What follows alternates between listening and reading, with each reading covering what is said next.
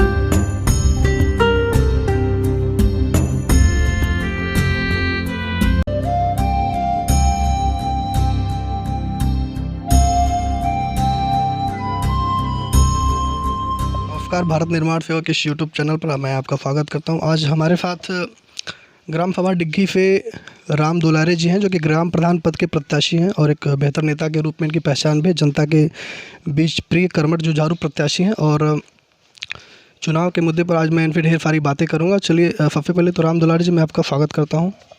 धन्यवाद। और चुनावी माहौल क्या है गाँव का, ज़रा स्पष्ट कीजिए तो मुझे संक्षिप्त में। किस चीज़ पे? चुनाव मतलब कैसे आप लोग प्रचार प्रसार चल रहा है? जी बढ़िया चल रहा है। चुनाव प्रचार बढ़िया चल रहा है। जी जी। अच्छा, चुनाव जो है बहुत सारे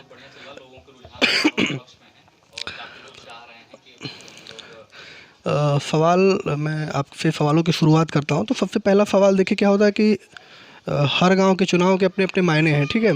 कहीं चुनाव पैसों की बदौलत लड़ रहे हैं, तो कहीं मुद्दों की बदौलत लड़ रहा है। तो आप जब चुनावी मैदान में जब आए हैं तो मुद्दों के सहारे आए होंगे ना, ज़रा कुछ मुद्दों को गिनाइए हमें।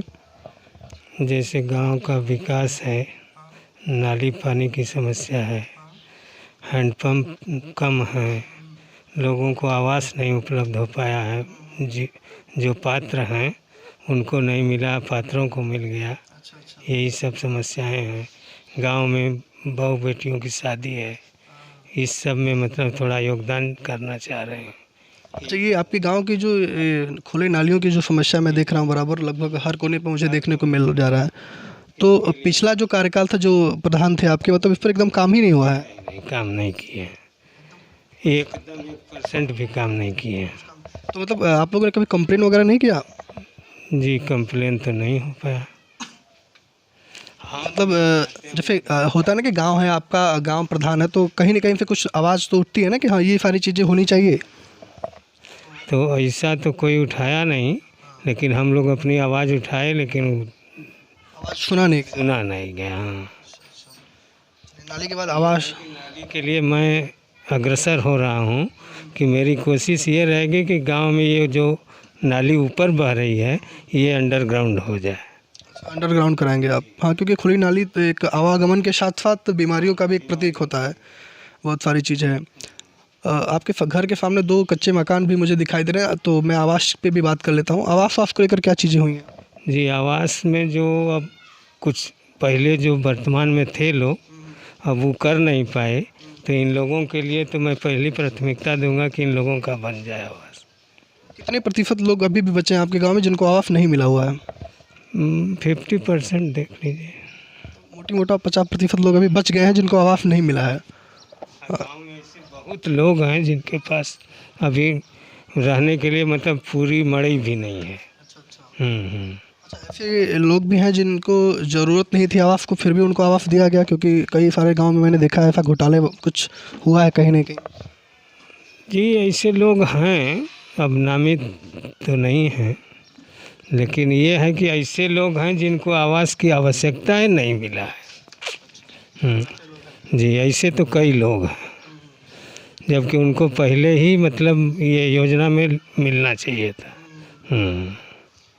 तो और राशन कार्ड वगैरह में भी कुछ हुआ है गड़बड़िया वगैरह? हाँ, राशन कार्ड में भी मतलब कुछ अपात्र लोगों को मिल गया है और जो पात्र है उसको मिलवा नहीं किया है।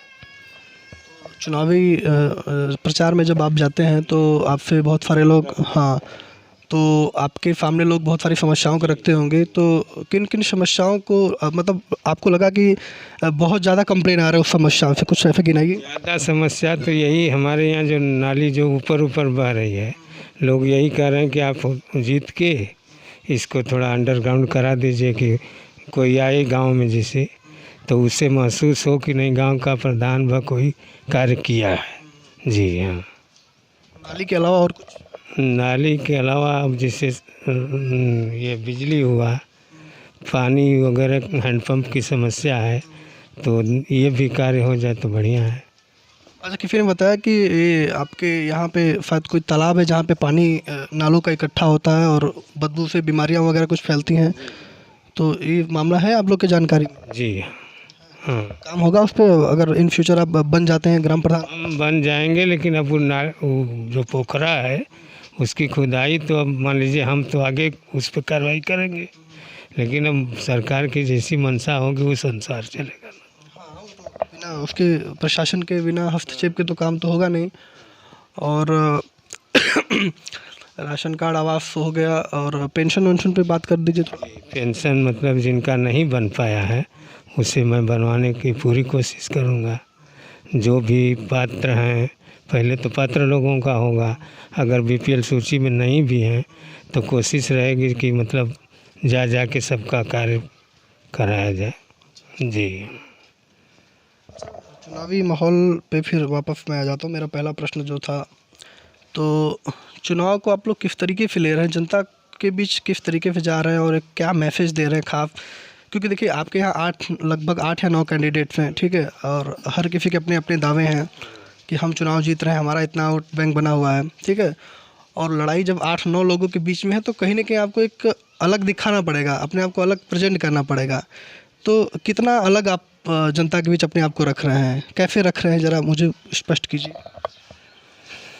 देखिए, जनता को पहले तो अच्छा सुभ्रांत कैंडिडेट चाहिए कि मतलब वो छवि उसकी अच्छी हो, क्वालिटी हो, तो ये मैं अपना रख रहा हूँ उनके सामने। वो खुद महसूस कर रहे हैं कि ये मतलब प्रधान योग्य हैं, मतलब इनके अंदर क्वालिटी है। मैं 2-4 प्रधान के साथ कार्य भी कर चुका हूँ, तो इसकी क्वालिटी वो लोग महसूस कर रहे हैं कि आप होंगे तो आपको कुछ बताना नहीं है। मेरे पास जैसे कोई बैसाखी नहीं है, मैं अपने मन से सबका विकास करूँगा। जी। ऐसे भी लोग हैं जो मतलब वोट को खरीदने की कोशिश कर रहे हैं? जी, ऐसे लोग नहीं हैं। चुनाव सादगी से लड़ा जा रहा है, चुनाव सादगी से लड़ा जा रहा है। अच्छा, कितने वोटर हैं आपके यहाँ? 2700। जी। अच्छा, ग्राम प्रधान वाला जो आपका डिसीजन था अभी हाल फिलहाल का था या पहले से आपने कहा था कि नहीं हमको चुनाव लड़ना है? नहीं, पहले से भी तो हम राजनीति में रहबे करते हैं, तो पहले ही से था। फिलहाल जब अभी परसिमन क्लियर नहीं था, अभी 1 महीना पहले वो था कि मतलब यहाँ जनरल वगैरह होगा, तो हम जनरल में लड़ने वाले नहीं थे। आ गया मतलब जैसे आरक्षण वाला, तो अब इसमें जगह मिली तो लड़ रहे हैं। ठीक है, तो आपके साथ चलकर हम थोड़ा सा आसपास चीज़ों को देख लें, कहाँ कहाँ कौन सी समस्याएं हैं, लोगों का भी थोड़ा सा बाइट ले लेते हैं, और नालों, खुले नालों की अपनी समस्या के बारे में बताइए, उसको भी देख लेते हैं थोड़ा सा। ठीक है।